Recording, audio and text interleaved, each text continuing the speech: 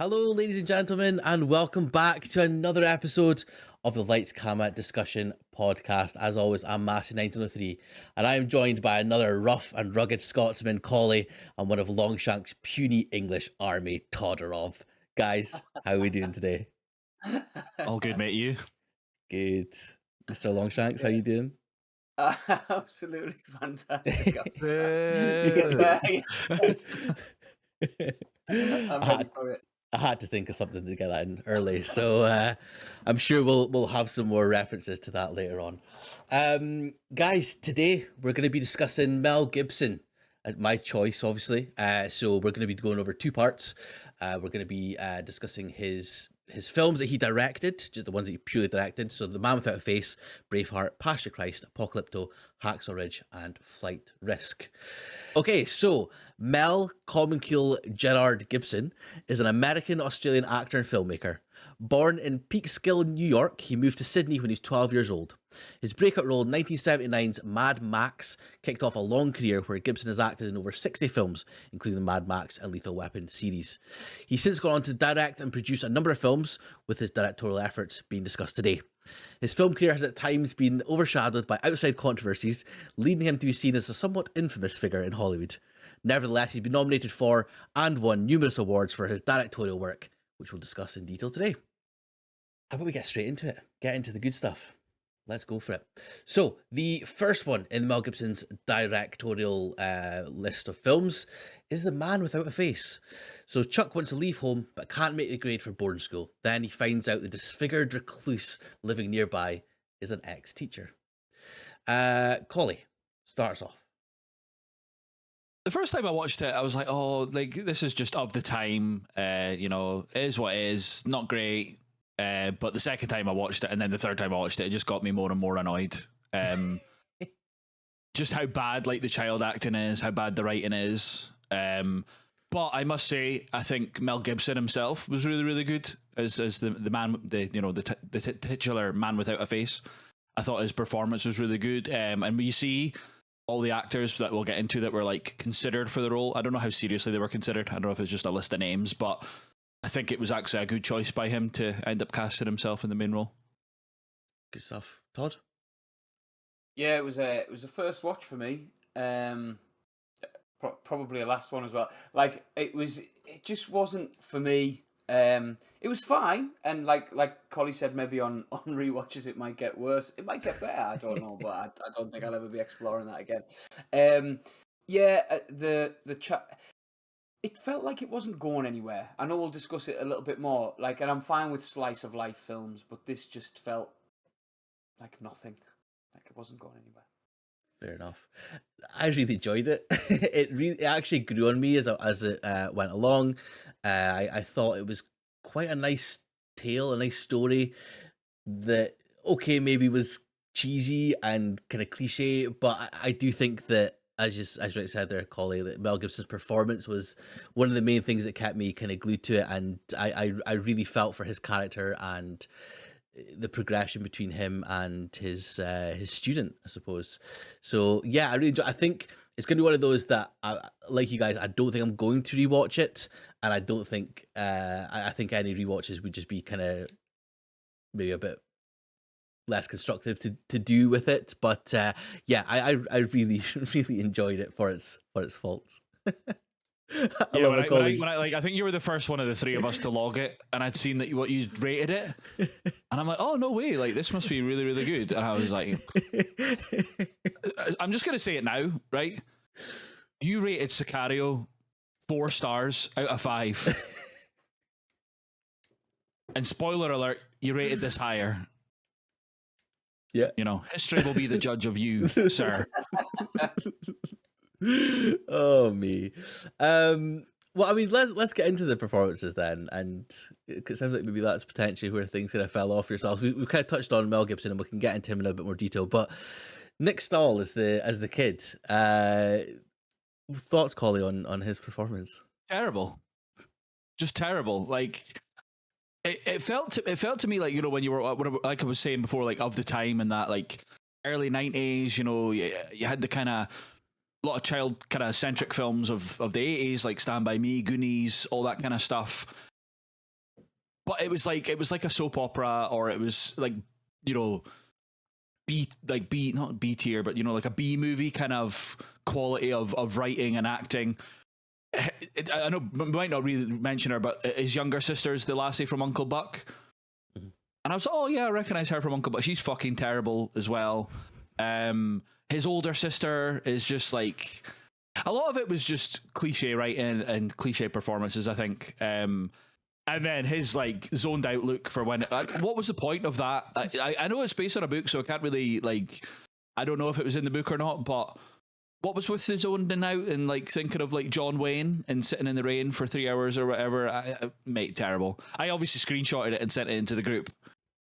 Because it just made me burst out laughing. Because I don't know if I like forgot about it, or like just when the first time I was watching it, I was like, oh, that's an interesting acting choice. And then the second time I watched it, I was like, what did that have to do with anything, really? Like, it's never really mentioned, or it's not really part of the story. Is it purely just so like the first time that he properly speaks to Mel Gibson's character, is it McLeod? That he gets confronted because like, oh, what are you doing on my land, kind of thing. And they were like, oh, how can we get him to sit there for a couple hours? Oh, let's have him make a weird face and zone out and dream of John Wayne. Yeah, I definitely think that the face was one of the things that was. Can you do an impersonation of it, actually, Massey, as punishment for the fact of how highly rated you find this film? Okay, because I'm not a shitbag like Todd. So he was kind of like, as I've put on here, oh my god, the kid's face he zones out, haha, fucking hell, cross-eyed and open-mouthed, actually hilarious. So he was even like cross-eyed. I thought it was like Skarsgård, like, you know, like how he does it for Pennywise. It's like one eye's normal and one eye's in. I can't really do it. It was like that is actually perfect. That's amazing. That is perfect. Yeah. I didn't get a screenshot there, but I'm definitely going to go when you upload this to YouTube and screenshot that. That's a sticker. That is a sticker. Perfect. But yeah, no, I definitely think that was one of the weaker parts of the performance. Like, I the way I saw it was that they needed a vehicle for him to be this dreamer, because obviously the film starts off as him dreaming about this, you know, the Navy sort of like school, and it almost needed that sort of obvious showing that he was in a dream or something. I'm right. You're right. I think it was very cliche, very stupid, that part of things. But I actually thought that his performance as the film went on got better for me, especially when he was like with the other kids, and then his relationship with Mel Gibson, which again maybe was more Mel kind of lifting him up, but I thought as it went on that he certainly got better for me. Todd? But I'm with you on it getting better, and I think that's the thing for the performances throughout the film.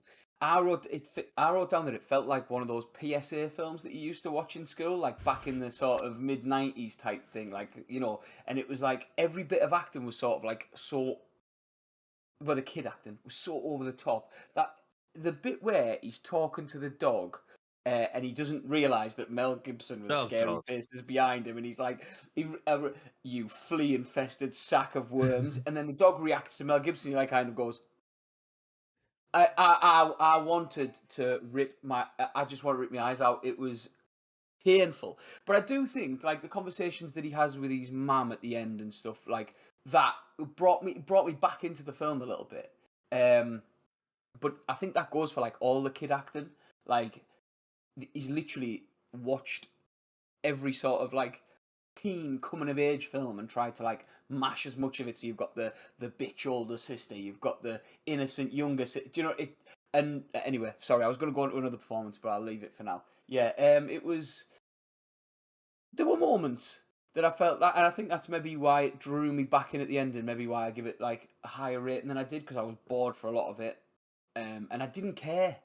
I didn't care what happened to him. If he didn't get into the school, so fuck. Like, I couldn't have given less of a shite. But yeah, he was fine at the end, but a lot of it was very over the top. Not so much in the performance, but as a character, he's a little cunt. Like, he is, because like McLeod, Mel Gibson's character, like takes him under his wing, and then he's like slagging him off to all his mates and stuff like that. Like, I thought he was a horrible little dude. Like, just calling him, what does he call him? Like lava head or something like that. He calls him Hamburger something. head. Hamburger head, yeah. The way I Like to his sister and to his wee pals and stuff like that. And then like we'll get onto the nonsense part of it in a bit, but like so in the book apparently it's more obvious that he's nonced him or he has a nonce or something like that. But in like, I understand Mel Gibson's choice of being like, oh no, I want it to be a bit more wholesome and stuff like that. Which I get, because like if he was a nonce in that film, then it's just a dark film. You know what I mean? But I can understand why you wouldn't want him to do it. But then like, is he in his like underwear or he's in like he's not in his clothes anyway when the cop comes to his house, and then like his mum's just like, what does his mum say? His mum says something like, did he? She doesn't say did he touch you, but she says something like that, and he goes, yeah, but he means it innocently. But I'm just like, surely you wouldn't understand what your mum's asking you or whatever. So I don't know, I think he's a little dick. Yeah, it was that conversation with the mum was almost like one of those comedy films where it's like one of them's meaning one thing and the other's meaning something completely different, and then it's like cross wires and it becomes more than it should have been, sort of thing. Because he's not a stupid kid. Like he's not a Yeah. stupid kid. You learn that through like obviously he's picking up what Mel Gibson's putting down in terms of like all the poetry and the maths and all that kind of stuff. So he's not stupid until he does his face thing. But like I just thought as a character, I was like, what a little shit. I mean, the way I saw it was him still trying to keep that bravado with his friends and stuff, and you know, get almost feeling conflicted between. I get that, but maybe like why doesn't he just go, oh no, you guys just don't understand him or whatever. No, not haha, check the state of his face. You know what I mean? Anyway, let's move on to another performance then.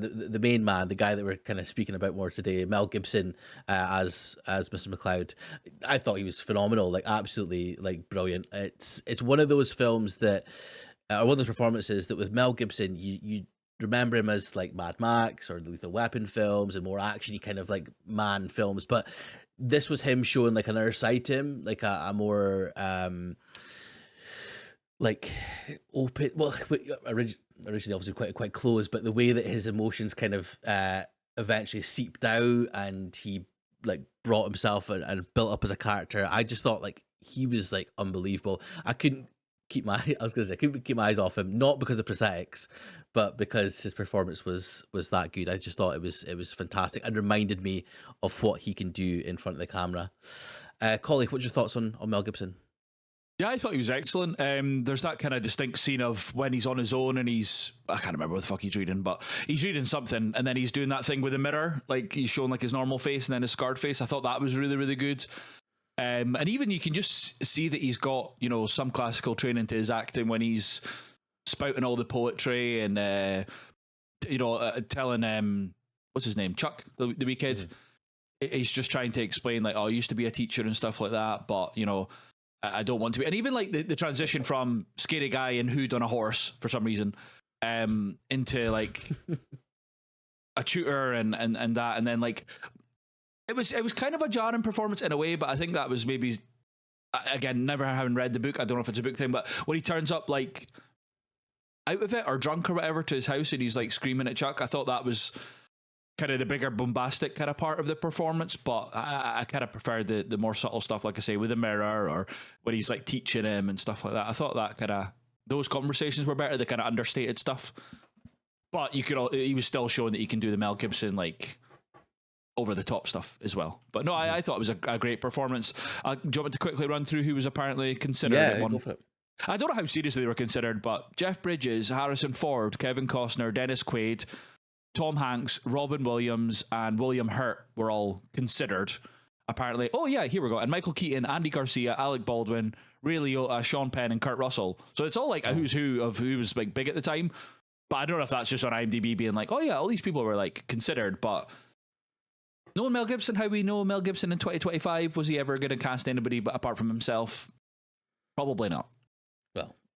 but he claims he was like unable to find any other satisfactory actor willing to take the part. And you're like, no.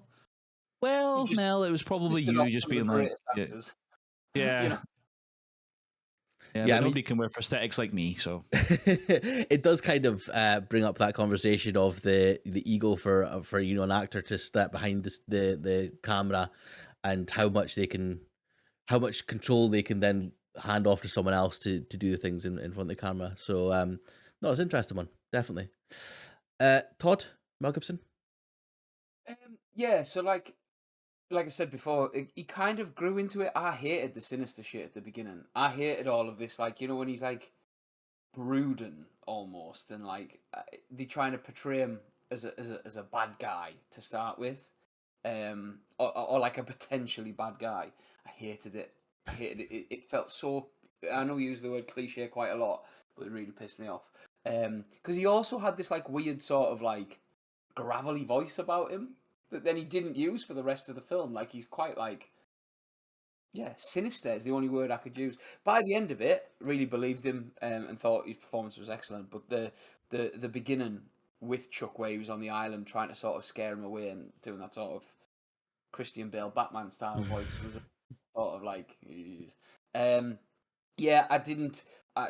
The bit where he's shouting outside of his house really put me off as well. Like it just seemed, again, melodrama is the phrase I would use. But again, those conversations and the Shakespeare stuff, with Chuck was really cool, and like it wasn't over the top. It felt like that would be a real situation. Yeah, I thought he was good, but because I didn't really care about the characters, I was sort of a little bit lost in terms of the performance is fine, you know. Fair enough. I mean, we kind of touched on as well the sort of accusations that come to light as well. I really thought that the parts towards the end where there's where they're talking on the beach, him and Chuck, and also the like meeting that he has with the people, the sort of cop and stuff.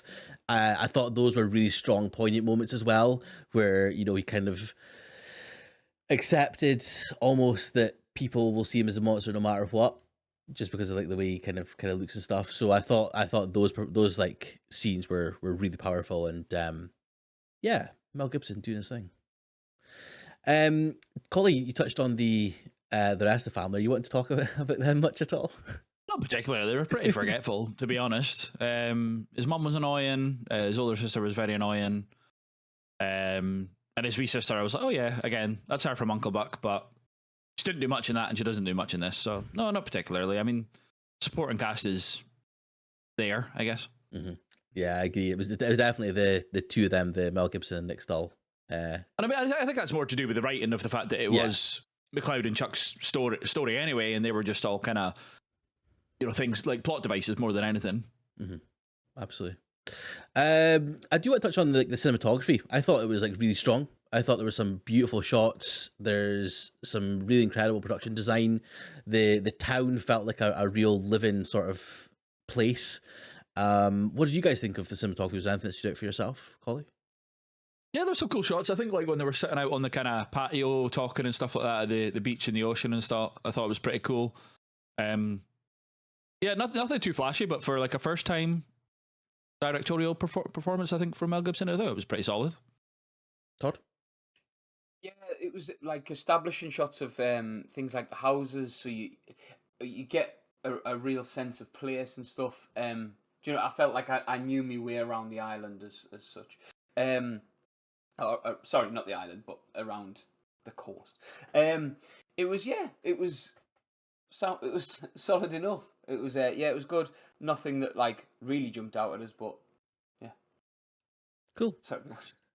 I'm just laughing at you. I knew my way around the island or whatever. I was like, like as in, so when the kids are like, as in when he like when he leaves his books and stuff. Yes. When he leaves the books behind, I'm like, oh shit, I know where that is. Like, yeah, that's what I mean. Like, I know what I mean. He's got an interactive map. And as an audio podcast, I should be able to sketched probably out the layout of the movie, guys. Some folk have like a map of Mordor or something on their walls, like the Middle Earth, but he has a map of the town from Man Without a Face. You got me. Like tattooed on my chest. Like Prison Break. Yeah. Oh me. Okay, before we go too far into another bit, was there anything else that you guys want to talk about with the film? Anything else that jumped out, or shall we go into rating? Just one of the most jarring things was the mum's new boyfriend. Yeah, he was. Like, Yeah, what the so I've got one. peculiar human being. Yeah, I've got one. Where is the quote? I noted it down. Yeah, it's when they're talking about obviously like the war and stuff like that, and then then Chuck just goes like deadpan into the camera. Actually, I can't think of anything I'd like to do more than drop napalm for a living. And then the boyfriend guy's just like, "Are we going to do anything about that?" And the mom's like, "Nah, it's fine."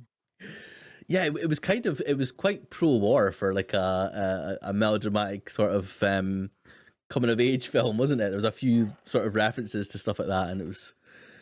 I mean, it's not There's a bit when she introduces him. I've noted that as well. I want you to meet Professor Hartley of Yale.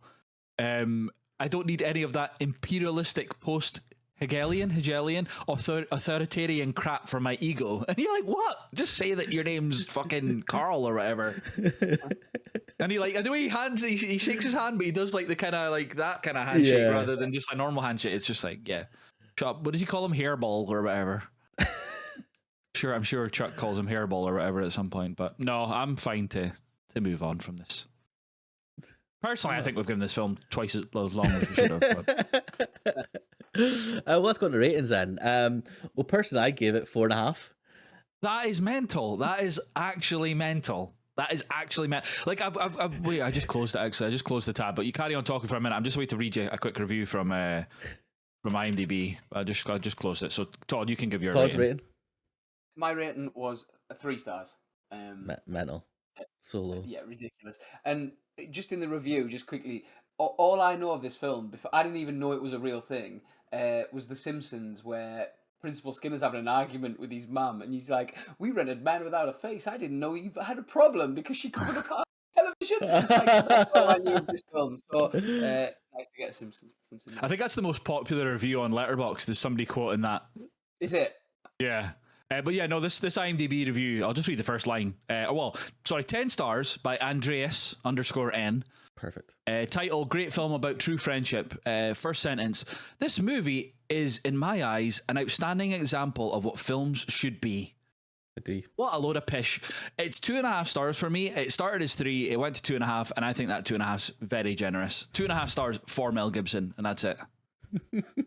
Load of pish. 4.5 stars is actually nuts, Massey. It's actually nuts.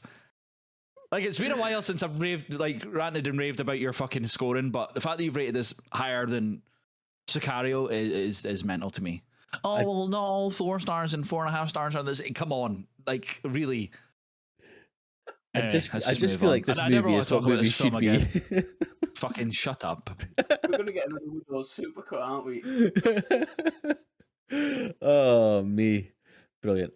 Okay, we will move on to the next film by Mr. Mel Gibson, which is Braveheart. Scottish warrior William Wallace leads his countrymen into rebellion to free his homeland from the tyranny of King Edward I of England. First thoughts. Let's go to one of Longshank's army, Todd. Yeah. Cute, come on, cute. Yeah, so it's not a first watch, but it's not one that I've watched a lot. Wonder why? It's not a film that I've watched a number of Why is times. that, Todd? Yeah. Guilt. Pure guilt. Yeah. It's phenomenal. It's amazing. It's a classic for a reason. And in terms of the jump from Man Without a Face to this, in terms of from a director's point of view, is unbelievable. The scale that they're dealing with, yeah, and for a historical epic to be so gripping is something else. And I think when we later on we'll see that he doesn't do historical epics all that well every single time. I know it's not historical, you know what I mean. We'll get back. But yeah, yeah, it was fantastic, absolutely brilliant. Good, Collie. It's always being Scottish. You watch this a couple of times when you're growing up and stuff like that. And like when I was a teenager and I was like trying to get into film and stuff, I'd be like, oh, well, it's not historically accurate. Like, who gives a fuck, right? I finally decided now that this could have been a fantasy film, like, you know, like Lord of the Rings, or it could have been like on a fictional character. or whatever. And I don't really care like what's true and what's not true. I know it's about real people and stuff like that, but see as a like epic, you know, of the time, like in that setting and that like love story into an actor ability, I think it's perfect. I absolutely love this film, and I don't hate myself for like when I was younger being like, you know, oh well, all that shit about it, but I just think as a piece of filmmaking, being Scottish or not being Scottish, it's unbelievable. From like the acting to the story writing to the set design to the music, it's just top to bottom perfect. I would say near enough. Mhm. Yeah, I totally agree. You're right about well, first of all, about being Scottish, because you always have to watch this. It's like a rite of passage, isn't it? Well, for a while, I was like anti that in terms of like, oh, well, you Yeah. only like it because you're Scottish, but Yeah. I was a fucking idiot. I can admit that, Massey. One day you will admit to being an idiot. No, but yeah, no, I totally agree. I think it's just an unbelievable film. As you say, there's so much to it that you can forget about the historical inaccuracies. It's not. It's like a fantasy film with real people, as you kind of touched on there. Like it's just absolutely classic. It's amazing. Like for how long it is as well. What is it, like almost 3 hours? 3 hours. You're gripped the whole time. There's not a moment wasted of that 3 hours. The battles are unbelievable. For something like that is so kinetic, to be able to understand what's happening the whole time and see some of these gory kills and almost feel like you're there.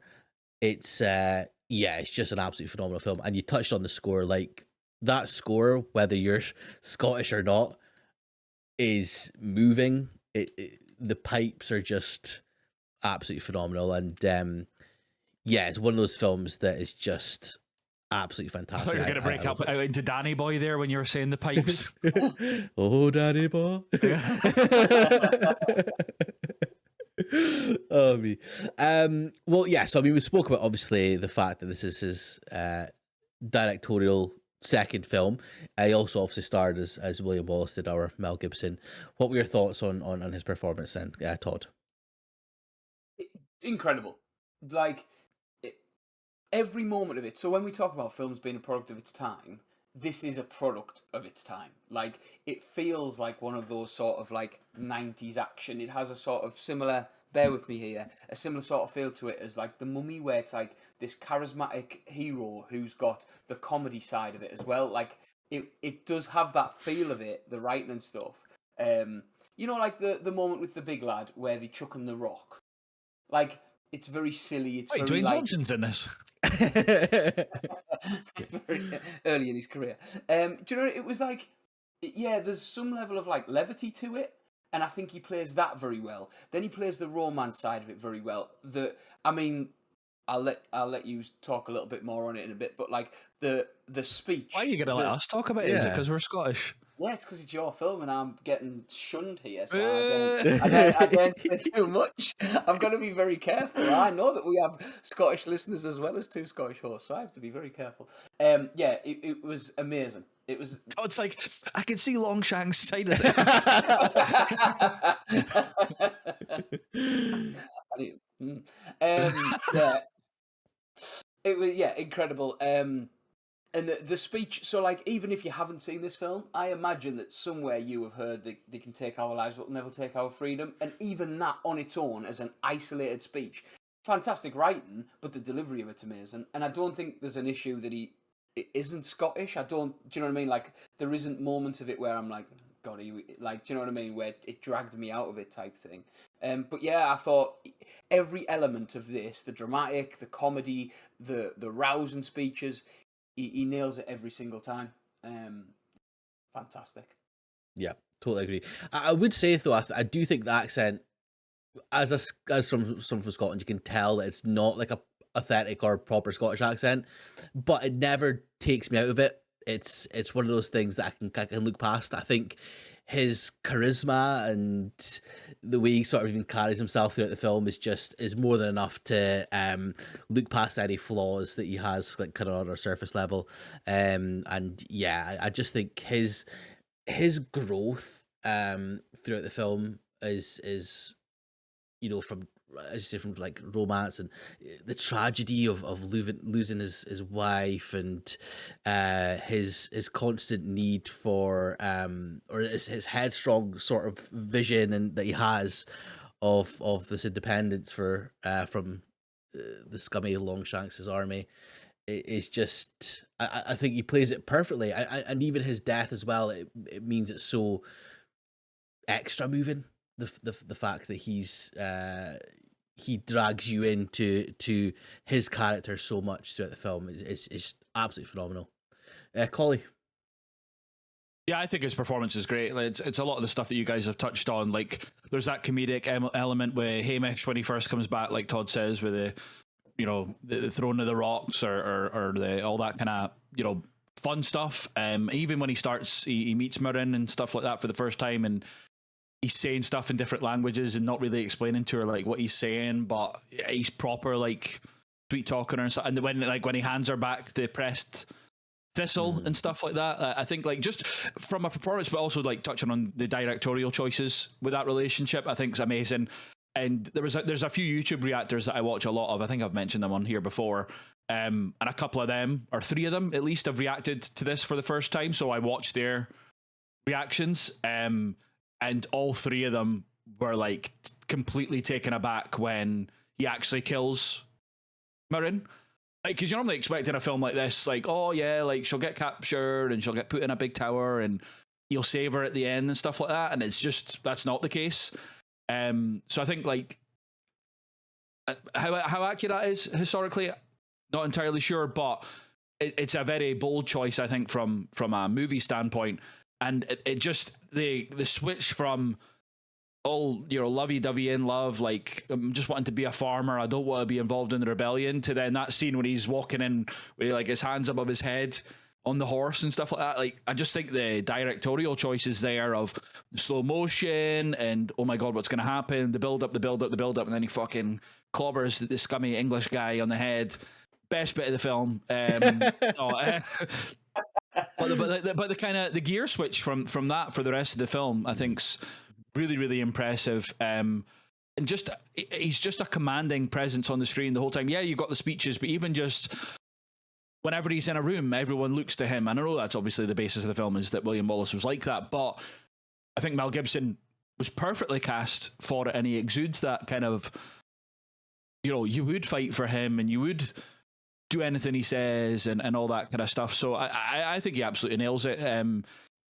Possibly, I mean, I'm a big Lethal Weapon fan, but for me, this is the pinnacle probably of Mel Gibson's acting career, because it's got everything in it. It's got the comedy, it's got the subtle kind of stuff, it's got the over the top kind of speeches as well. No, I think he absolutely nails it. Definitely.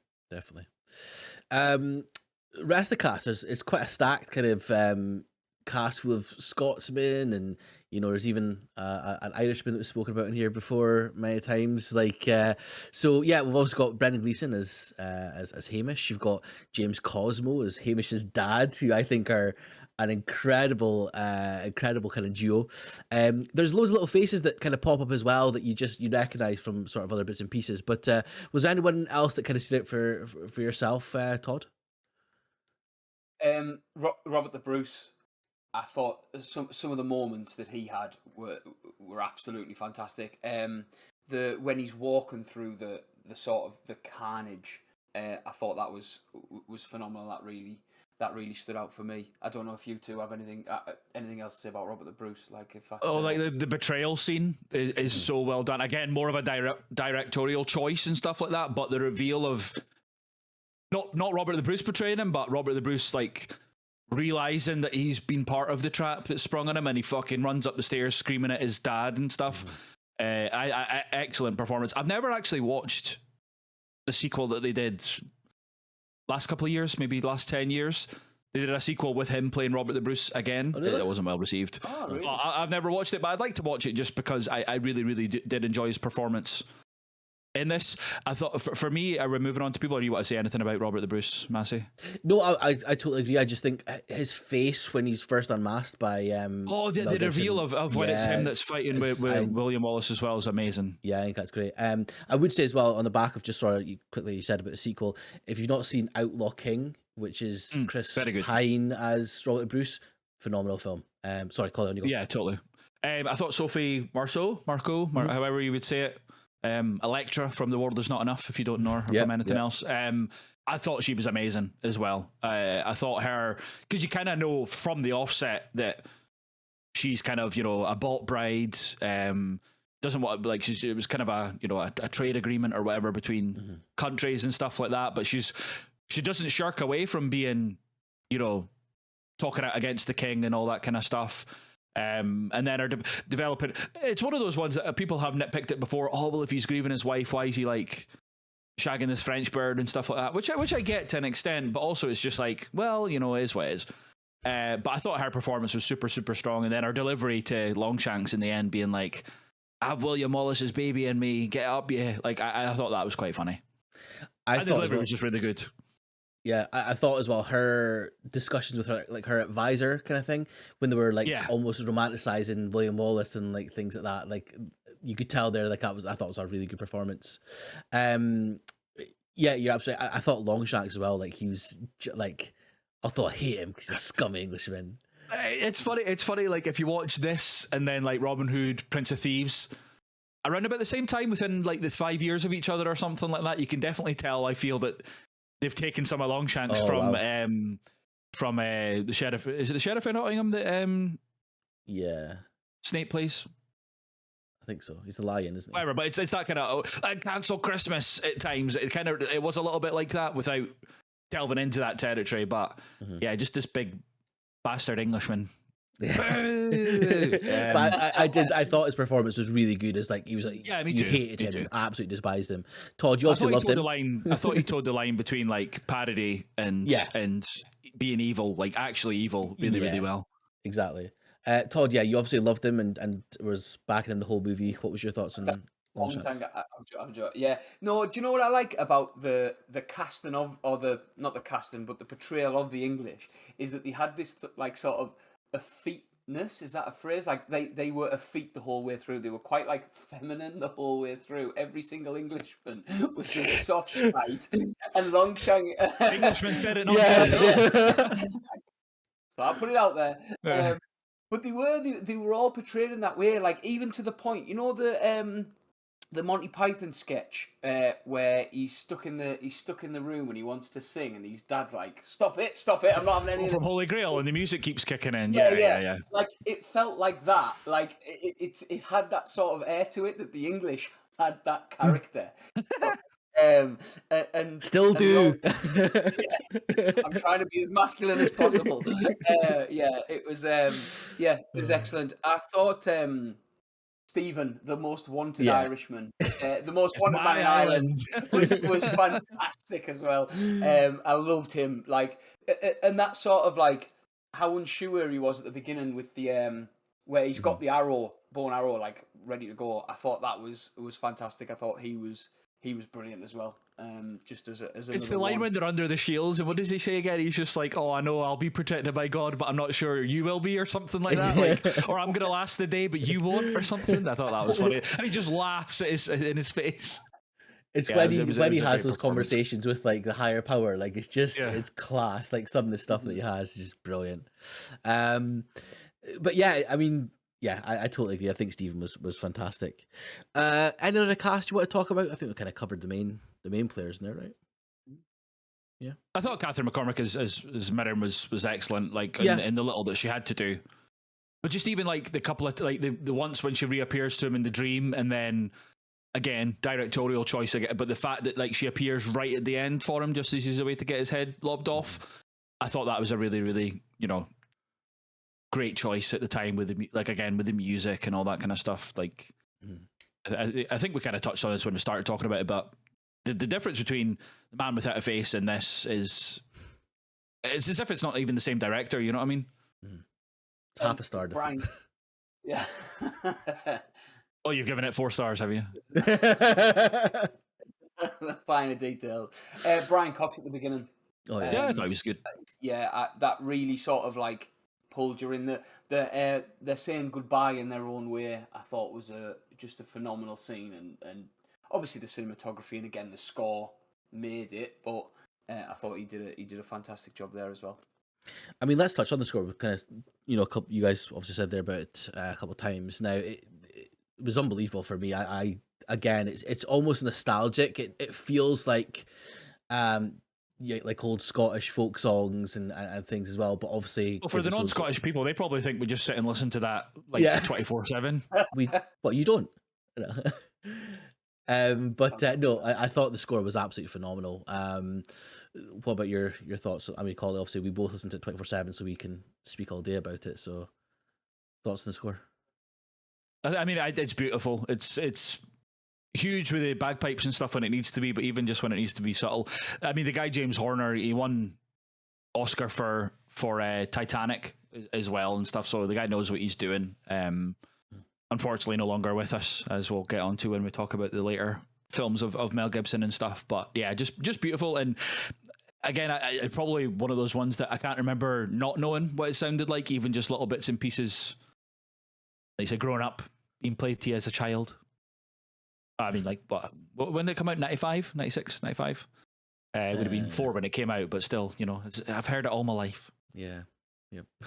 I remember watching it as a wee kid. Too smaller than I should have been. I should have been watching it later on in life, but Mum and Dad fast forwarded through the bits where the lady had her boobs out and stuff. And I rewound it after that. No, but they're fine watching me watch English people getting impaled. Oh, Like, yeah. that's how it should be. Todd, any thoughts on the score? Or Just that it's like you've touched on it the whole way through. It's not just the big moments. It sets the mood for every single part of this film. I just think it's one of those ones that, like I say, I haven't watched this film as much as we're not made to watch it. It's hidden away for a large part of our lives. They're like, don't watch it, shit, like don't bother. But yeah, it's one of those that you could play a part of it and you'd know immediately it's from Braveheart. It's one of those that just stands out amongst other iconic scores. absolutely. Anything else you want to talk about? We kind of touched on directorial stuff, or happy enough with what we kind of covered. Yeah, all good for me. The battle scenes and the sort of how unflinching it is at times. It's not, and again, we will get to this, but it's not over the top gore. It doesn't feel like it's like glorifying anything other than killing an Englishman, which again, So, for those listening and not watching, the two Scottish gentlemen have just celebrated. Oh, I'll do it if you want. Yes! Up Yeah! Here we.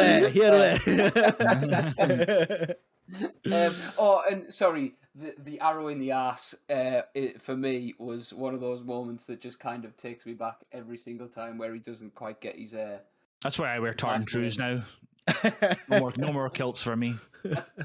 just in case. Yeah, absolutely fantastic. Good stuff.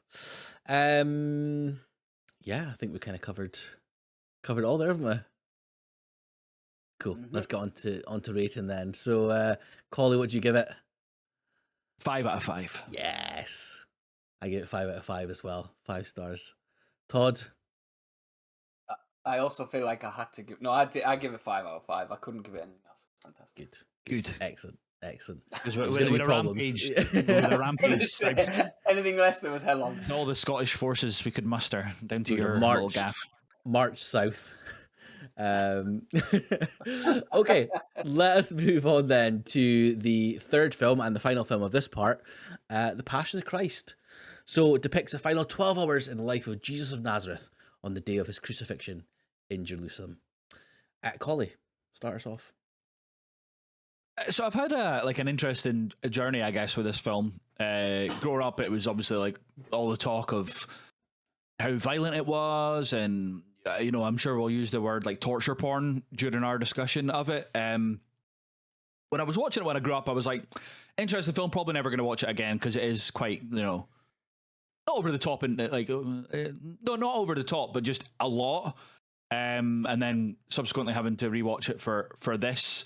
First time I watched it, I was like, nah, I remember it being this bad in terms of how gory it is, and you have to look away from the screen at times. But when I've rewatched it once or twice for this, I've actually grown to think it's actually better than I remembered it, and better than it was when I first watched it. There's a lot of discourse about this because of Mel Gibson at the time, how outwardly Catholic he is / was, because he doesn't follow the Pope anymore, but we won't get into that. But as a bit, it's a weird thing to call it a historical film because it's not real technically. There's more historical inaccuracies, I guess, in this compared to the Braveheart, perhaps. I don't think I'm out of line for saying that, but I think it's one of those films that it's important that it's been made. Will I ever watch it again after our discussing it here?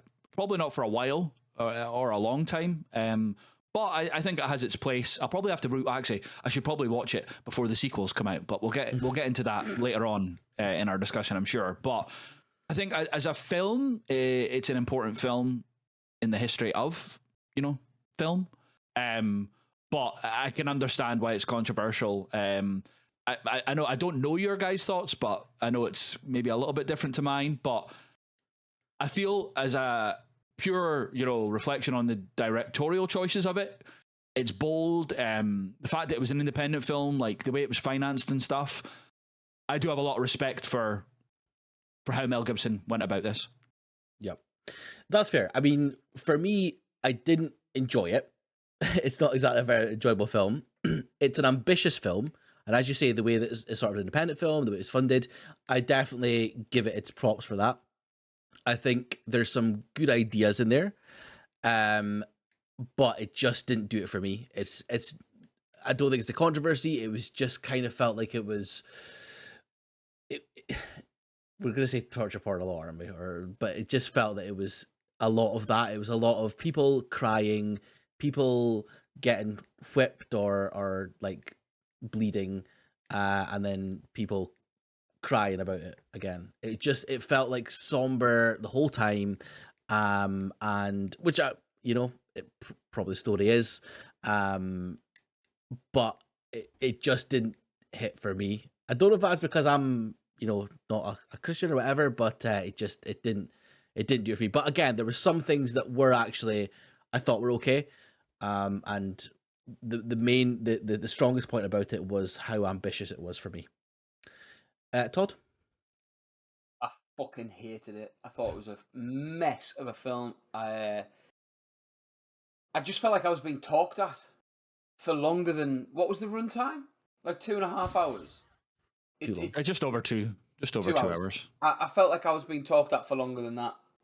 It is a film just on its pure, like as in watching it honest as a film. I hated everything about it. I thought it was drawn out. I felt nothing for anybody. And I know you're saying about like not real. It's not historic. It's not technically a historical epic. But this is what I mean in that. How do you go from making something like Braveheart that has so much heart and so much sort of like gravitas behind it to this that for me just felt like you should it pissed me off the whole way through, and there were bits of it that made me laugh, like as in, and not from like a haha that was funny because it is a bleak film, but from just a what the fuck am I watching? What is this?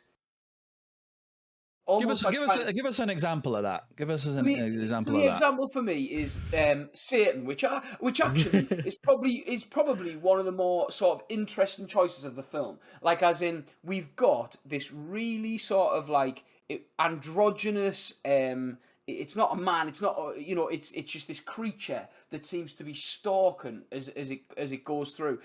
And then all of a sudden, it's coddling something, and it could have been coddling anything at all, and it was just this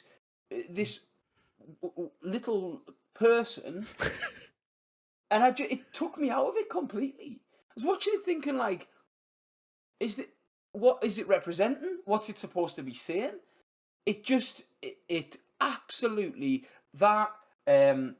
What was the other bit that? Things like, I wrote, why did that man just wipe his nose on the pillar? It felt over the top. Shots like the dead donkey. again, it felt so forced, and it took me out of it every single time. Hated it. I totally agree with the Satan bit. I was super interested in Satan and how that could have progressed or should have progressed, and I thought that there was a really interesting plot line there. But yeah, the bit of the baby or person Mm-hmm. kind of took me out of it as well. Um, So okay. just to touch on that, from a person who I know loves The Lighthouse, for example, Todd, the fact that you're just like questioning, and I mean, I'm not like trying to defend this film. I'm purely just like, I'm definitely guilty of like in these podcasts just being like, the film's shite because it's shite. But when you're just like, oh well, I didn't get that. Why was that? Why was that? But then when you watch films like The Lighthouse, not all of that is explained, or that you have to go away and do further reading and stuff on that. So I find that kind of questioning of it a bit not hypocritical, but like a bit like, well, No. you can't have one and the other. Mm-hmm. But I think it's because with The Lighthouse, it engaged me in some way, or like I felt like, and Which part? I love The Lighthouse. All of it, especially the Little farm bit. wank over the mermaid thing. Yeah, that was a big bit with Robert Pattinson in there, you know. Shot of the dead seagull greater than donkey. Mm-hmm. Yeah, because again, I felt like it had some level of like meaning, and I'm not one to go away and read. I like to sort of like, yeah, I know. She comes as a massive surprise. Like, I'm not. I like to sort of interpret it myself. I don't like to have other people's opinions. Does that like cloud mine? I like to sort of form my own judgments. And at this moment in time, and again, like say, the Satan decision was a really cool one. Was an interesting one. It was the way that it was shot. Like, so for example, I know this sounds really stupid, the donkey thing. It looked like you could have had a sort of bird's eye view shot of it. You could have had like a pan and shot of it, and it stuck on this donkey's face, looking almost as if it was smiling. And again, it took me out of it. Like, I actively laughed at it. And I shouldn't be laughing in the bleakest film. And I don't doubt that there's some level of, like I say, a metaphor about this baby man, whatever it was that she was coddling. But I looked at it and I was just like, this is a baffling decision that made no sense to me. Like, as in, and even if there was some level of like, she's cradling the coming sin that's going to infect every man and woman and whatever, then make a better decision, make it look better. Don't take me out of it and almost make it a comedy. Fair enough. Shall we go into the cast then and sort of what they did? Well, obviously the main guy is Jesus, played by Jim, and I don't even know how to say his name, but I said it Caviezel. Yeah, that's what I say as well. Caviezel's how I would say, yeah. Caviezel, that's fine. What were your thoughts on him as Jesus Christ then, Collie? I thought he was really, really good. I thought he portrayed, like, obviously the passion, which is the last 12 hours of his life. I thought he portrayed that well. I mean, like, I don't know if you guys read into like what he went through and stuff like that, but he like dislocated his shoulder carrying the cross. He was getting hypothermia or whatever. He got, I don't know about that. Yeah. He claims he was struck by lightning, and I don't believe that. But he went through a lot, though. He was like up there, like on the cross and stuff like that, like, in fuck all, and he was like really cold and stuff like that. So I think like he properly went through the ringer for it. It's obviously something he's passionate about, that he's taken to the nth degree in modern times because he's a fucking lunatic. But allegedly, by the way, sorry Jim if you're watching this. But yeah. But I thought his performance was good. I think like the more flashback scenes were really good, like the Last Supper and the explaining of, you're gonna what is it again? Not defy me, denounce me 3 times or whatever it is. I can't remember the term that they uses. But I think like the handling of him and his disciples and that really good, and then the physical acting of getting the shit beat out you, etc. I thought it was really, really good and convincing, and just like emotionally draining, I think, was his performance. Which I think is a good thing. I think it is a good thing. Mm-hmm. What was your thoughts on Jimbo? I didn't like him. I thought like at points he felt like animatronic. Like just kind of the way that he was, I don't know if it was the makeup or something. His eyes as well. Like I did read that they were CGI'd brown because he's actually got blue eyes. I don't know if there was something like that made me that kind of took me out of it a bit, and it was kind of like uncanny valley sort of thing. It just didn't. It didn't do it for me, and yeah, I do think the stronger points were when he was getting tortured and the anguish like on his face and stuff like that as well. But I just didn't get. I don't know if the fact that it's in a completely different language maybe made it harder for me to connect to him. But yeah, no, I didn't really. I didn't really enjoy him at all. But as I say, at some point, it just felt like he was like an uncanny valley sort of animatronic on the screen for me. So yeah, it's unfortunate. Todd? Yeah, a lot of the time he had this weird rhythmic way of speaking that it felt like he was just saying the lines. Like there wasn't any sort of like. There was some moments, like you say, with the disciples that were really effective, but a lot of the time I felt like it was overly rhythmic. And I don't know if that's obviously, like you say, the language barrier type of thing. But yeah, I thought he was fine, and like you say, in the moments of physical acting, you can't take that away from him. Like he did a fantastic job there. But yeah, it was. It wasn't the performance that I was expecting, and maybe that's a problem. Maybe I went in with too high expectations because I'd heard a lot about, in terms of like the discourse over this film about Jim Caviezel and who he is and how he performed and all that kind of stuff. Yeah, it was a mixed bag. It was a mixed bag for me. I don't think he was phenomenal. I think there was a lot of mumbling, but then again, the script kind of calls for it because he's in pain for like the entire film. Do you know what I mean? Like that is what's happening. So yeah, but I didn't think he was the strongest performer in the film. Like I just with that, yeah. Mm-hmm. Do you want to tell us who you thought was the strongest? John, I thought was fantastic. Is it Christo Zhikov who played John? Was I thought he was excellent. I in the moments, because I was taken out of this film quite a lot, and I don't know whether it was because I was bored. I don't know whether it was because I felt like I don't know, but I felt like I was sort of brought back in by him. I don't know if there's anybody else who stood out for you. Yeah. Go on. Yeah, no, I mean, I agree with John. I thought he was good. I liked Monica Bellucci. I thought she was good as Mary or Magdalene, whatever her name is. Mary Magdalene, mate. Mary, yeah, her. I thought she was Magdalene. good. Mary or Magdalene. She's the Virgin Mary, right? Is that right? No. No, yes. it's That's his mum. Oh, okay, right, okay. Magdalene's. Right. Mary Magdalene is definitely not a virgin. Oh, right, yeah. Was she okay? Right, fair. Yeah. Well, anyway, I thought she was good. Da Vinci Code. I've read it. No, but I thought Monica Bellucci was good. I thought she was, while Jim Caviezel was going through the sort of like physical pain, she was going through the emotional kind of pain, and I thought she was really good at portraying that. Collie, anyone else stood out for yourself? I mean, John, Peter, and Mary Magdalene, I think, were kind of the three. I thought his mum was all right. Like nothing.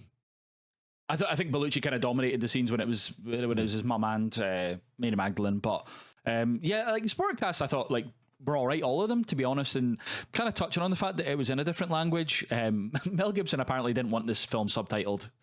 He was apparently annoyed that it got subtitled, and I'm like, well, come on, Mel, let's just relax a little bit. But yeah, is it Aramaic? Yeah, Aramaic.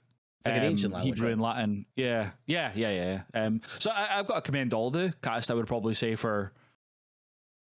I know what you're saying about the delivery of the lines from Caviezel as Jesus, and a few of them is maybe a bit stilted because it's a different language. I get that for sure, but I think they've got to be commended to a certain extent for even just doing that and not being like, Mel, can we just fucking say it in English, please?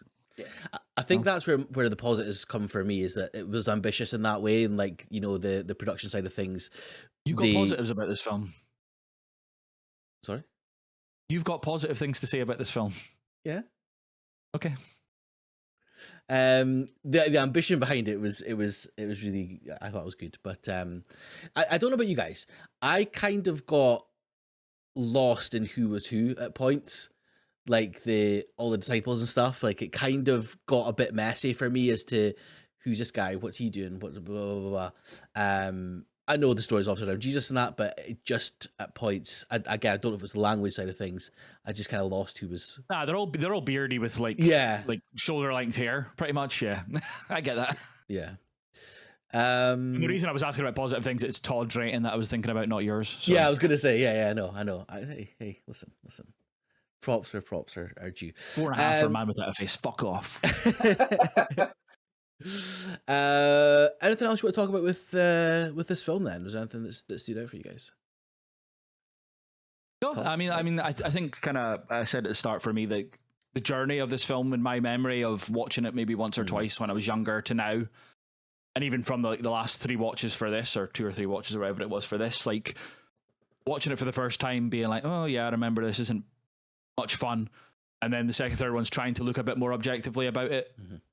To discuss this with you. I think I might have been like that because I'd seen how low you did as have rated it or whatever, and I was like, for me, I feel that's overly harsh, potentially, you know, not to accuse you of it, but and it's hard not to, but bleed in kind of personal thoughts and feelings on things could potentially sully people's thoughts on this. Like, if you're a complete devout atheist, you're just going to be like, well, this film's fucking shit because it's about somebody who doesn't exist. Yeah. And I could have came in with that kind of regard, but looking at it from a kind of Braveheart perspective of, okay, well, it's a historical film about real people. Like, you know, can I take positives from this? And I felt like when I looked at it from that angle, I enjoyed it a lot more than I would have if I came in and being like, well, I don't believe in Jesus, so this film's shite. No, that's fair. And I think it can go the other way as well, can't it? You know, if you're like a devout kind of Christian and stuff, you could be like, oh, this is like...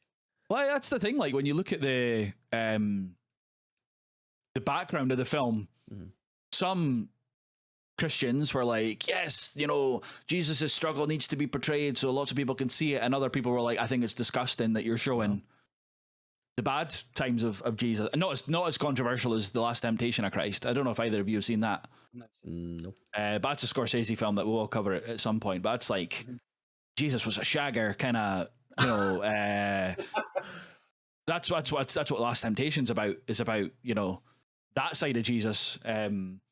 Whereas this is like, well, it's showing him at his lowest point of being tortured and stuff like that. So there was a very divisive following or like a reaction in the kind of Catholic community as well, or just Christians in general, but more Catholic because Mel Gibson's Catholic, kind of. Do you know what I'm talking about when he's talking about that? No. So basically, like, they claim that there was at one point in the 1900s when a new pope was crowned, there was the white smoke. So yay, new pope, and then there was black smoke after it, so therefore they don't recognize that pope. So the pope line of succession split off, and that's what he buys into. Oh wow. Jeez, Mel Gibson's a nut job. Who would have thought? Although, can I just say, right? He's obviously a fan of Monty Python, because I know, obviously, they have to denounce him as the Messiah, but to have somebody literally in the crowd yell, "He's not the Messiah," like, again, was just wild. Like, say anything else. Say, like, rephrase that line. Surely a naughty boy. What I could think of when I heard it. Yeah. Fantastic. Okay, shall we score it then? Collie? 3.5 for me. Good stuff. I give it 1.5. Todd? I went half a star. Fair enough. Can I just say as well, like, because I wouldn't say I'm a devout atheist. I'm not one of these people who's like outgoing, like pointing at people who believe and laughing at them. Like, that's not my... That's 100% a thing that you would do. It's absolutely... I'm not walking past 100% a thing that you would do. What do you mean? Look, I've been... Nice invisible friend, idiot. That's what you say. All right, I might have used that once or twice, but it was just the fact that the film bored the life out of me, and even from an objective, like, as in when I said I felt like I was being talked at and preached at. Like, I can watch films about religion, and you know, not a problem. This felt like, as in, you're the problem. This is what's happened, and it just felt a bit much. So, yeah. So he certainly points to somebody being the problem, but Let's not go down that path. Okay, well, that is bringing us to the end of the first part of the Mel Gibson episode. Yeah, we'll be back with the next one to talk about the final films: Apocalypto, Hacksaw Ridge, and Flight Risk. As always, please remember to if you're watching on YouTube, subscribe, give us a like, and if you're listening on Spotify, of course, remember follow, give us a 5-star rating because we are the best podcast in the world. Clearly, give us But four guys- and a half. Actually, you know, we're not Yeah. we're not as good as Sicario. Guys, thank you, and we will see you on the next one. Bye bye. Cheers.